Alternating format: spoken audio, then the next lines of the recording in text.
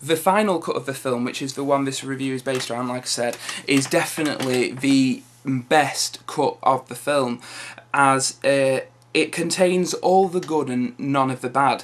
For instance, in the theatrical cut, which I watched a few days ago as preparation for this review, Harrison Ford narrates the film throughout, and anybody who knows how Blade Runner was made knows that nobody wanted the narration, and you can tell listening to him that he wasn't into the narration, he wasn't performing, he was just reading it out and kind of not taking it seriously, who can blame him, because the dialogue in the narration is rubbish.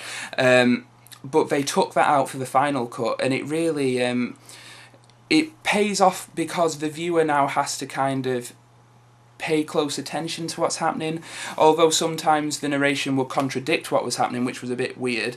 But also it really dumbed down some of the scenes. For instance, when Harrison Ford goes to a apartment that a replicant lived in, and finds some photographs, and you don't need any narration for that, because I know what's happening. I'm seeing it on screen right now. I'm watching it. You know, I'm taking an active interest in what's happening in it, because that's the point of watching the movie. But the narration just kind of explains everything that's happening, and not only that, but that coupled with the fact that Harrison Ford obviously didn't want to do the narration, it really brings the film down. So I'm really glad that they got rid of that for the final cut.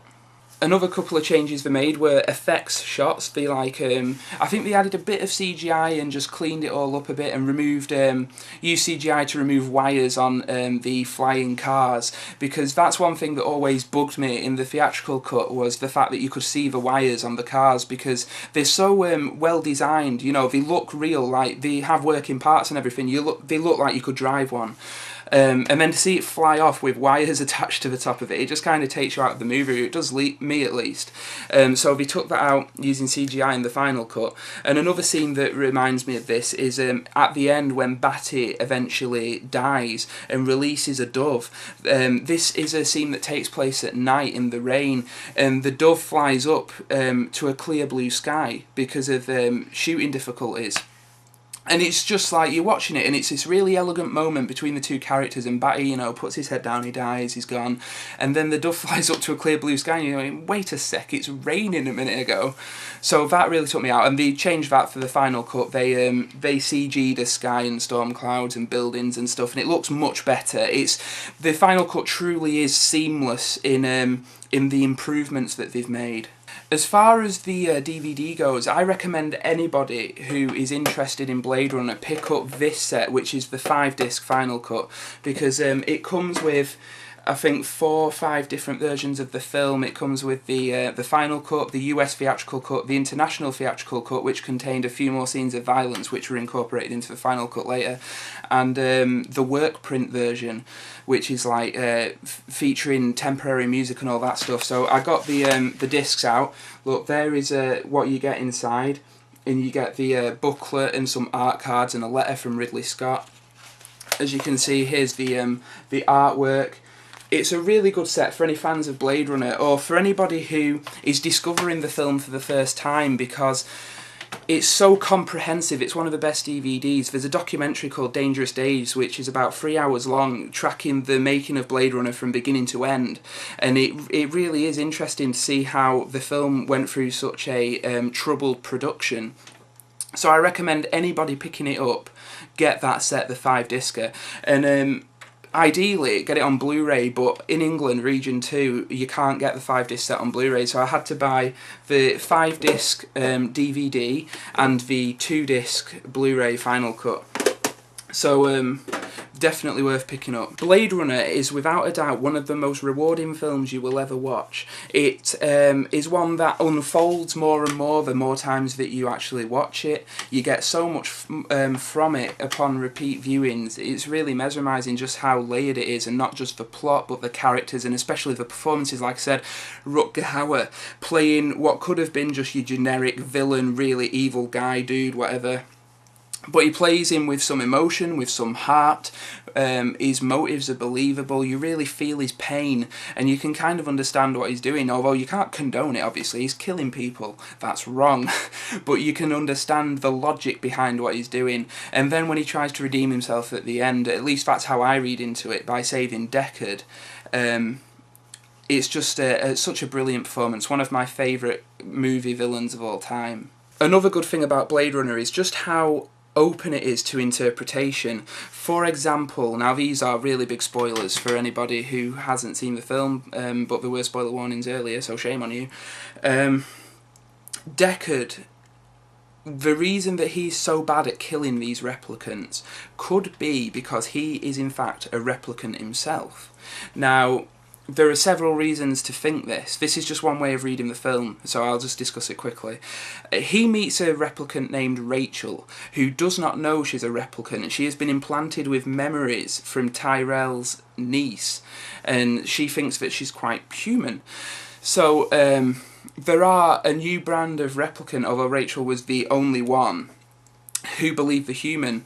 So Deckard kind of thinks nothing of it. But there is a scene in the film that was added for the 1992 director's cut, which is also included on that disc set. So yeah, he dreams that he sees a unicorn. Now, people complained when Ridley Scott added this to the film because they thought he was just putting in leftover footage from his latest film Legend, which he wasn't. This was really for Blade Runner.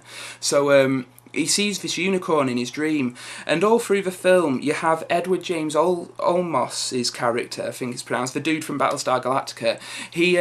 He's making little origami figures throughout the whole film. And at the end, as Deckard's leaving his apartment with Rachel, he sees a little origami unicorn, as if to suggest that the dude, the policeman, knew that Deckard had dreamed about it.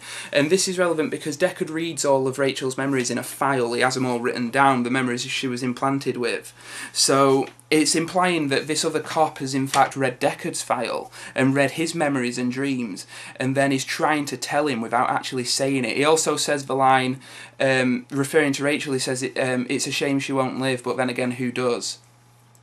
As if to say to Deckard, like, you're going to die as well, you're a replicant, you know. But that's just one way of reading the film. That brings me to the end scene where Deckard and Rachel, after Batty has just reached his incept date and died, Deckard goes back to his apartment and gets Rachel, although he thinks that she could be dead. Perhaps she has reached her incept date as well. Maybe hers was the same as Batty's, who knows. But she's not dead, and they kind of leave and walk out the door, and that's roll credits, you know, on the final cut. That's where the credits are, and it kind of leaves it open, you know, whether or not they were going to reach their incept dates and die. You just didn't know, and it's kind of an ambiguous ending, which is good for a sci-fi like this. We all love the ambiguous endings. However, on the theatrical cut, the ending is completely different, where Deckard and Rachel drive off into a picturesque countryside, and it's a really happy ending, like how the studios fucked over Terry Gilliam on Brazil. It's the same kind of thing. They made Ridley Scott add on a happy ending, and he used leftover footage from The Shining and stuff like that. So it completely, you have this really dark film, and then at the end, this really happy moment. So it doesn't fit whatsoever. That is one of the best changes they made to the final cut. To have the final cut end when Deckard and Rachel leave the apartment and leave it ambiguous is a far better ending, in my opinion. Now for a rating. I'm going to give Blade Runner 5 stars, obviously. I bet you're sick of me giving films 5 stars, but it just so happens that the films we've reviewed so far have been worth it. Blade Runner is one of the best sci-fi films ever made, in my opinion. I think it is just jaw-dropping how what could have been a cliche, run-of-the-mill, mainstream sci-fi action movie has been turned into kind of a deep, layered art house flick by one of the best directors who well, essentially ever lived. Ridley Scott, he's an amazing director, even though lately his films have kind of meh.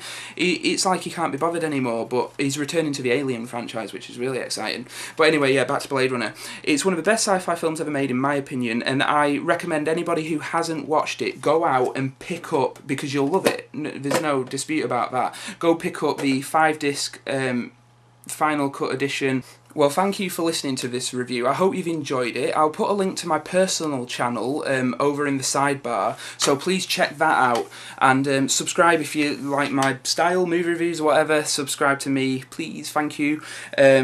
So yeah, I hope you've enjoyed this review. So this is CivilianSnowman signing out. I'll see you later. Bye.